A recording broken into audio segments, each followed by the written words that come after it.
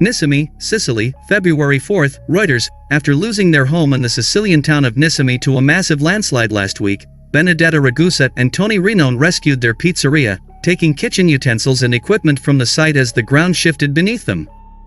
Firefighters stood guard, assessing cracks in the walls and checking for ground movement before offering assistance, pushing a refrigerator out onto the street and to safety.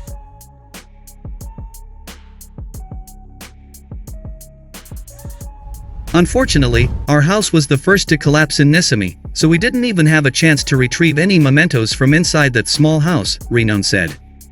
We still believe in this shop, in the place we have, so we won't be completely destroyed. But it seems to be crumbling little by little. It's a bit difficult to deal with, he said.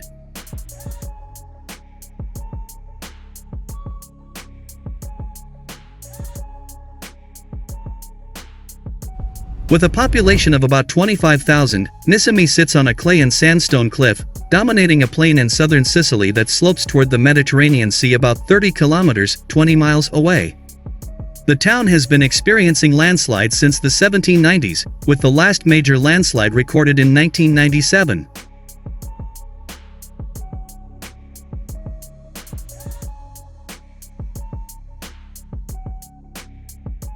Despite warnings of instability, no action was taken to strengthen the town's fragile foundations, and on January 25, after a powerful storm swept inland, a 4-kilometer, 2.5-mile, stretch of hillside collapsed, buildings collapsed into the ravine, others were destroyed by spreading cracks in their walls.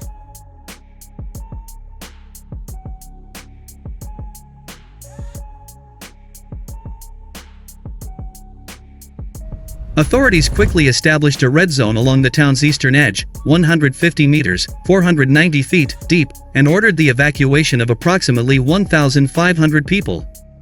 Those arriving to retrieve their belongings from within the area had to be accompanied by emergency teams and had to move quickly. There was no time to dwell on the past.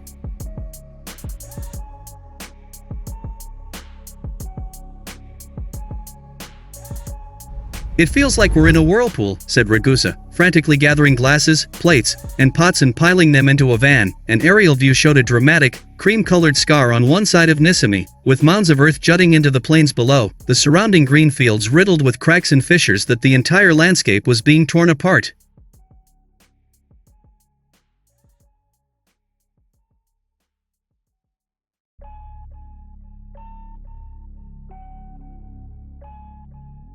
Severed buildings and roads hung over the edges of the remaining intact land. Below, the remains of broken sewers and water pipes protruded from the newly exposed soil.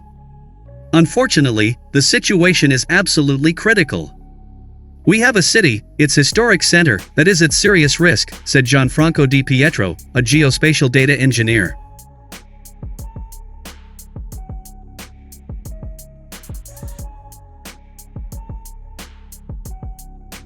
It's too early to know what the future holds. But we hope to secure the historic part of the city as soon as possible, rebuild it, provide housing for those who have been displaced, and stabilize the entire slope.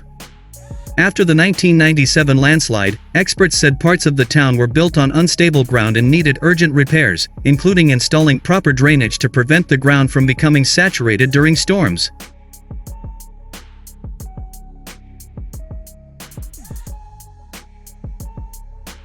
But plans for that work have stalled amid a mix of local laws and bureaucracy that routinely hinder public works projects across Italy. The mayor of Niscemi, Massimiliano Conti, told reporters that his town only received the necessary funds in December to pay for safety work related to the 1997 disaster.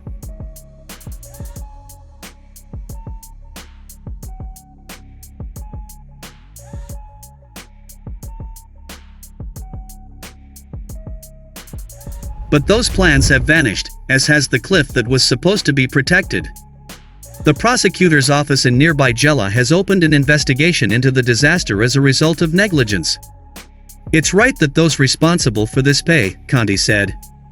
With most of her pizzeria equipment saved, Benedetta Ragusa said she now faces a period of mourning for the loss of her home and the dreams that came with it.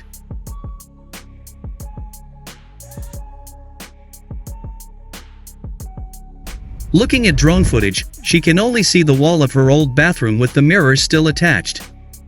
She's glad she didn't go back earlier and try to salvage her belongings. Losing everything is terrible, losing your first home is terrible, but we survived. Because honestly, I don't know what would have happened if we had been inside.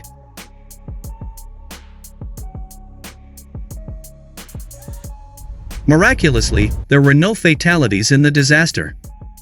Although Sicilians have a reputation in Italy for ignoring regulations, locals rejected accusations posted on social media last week that they had ignored building regulations when constructing Niscemi.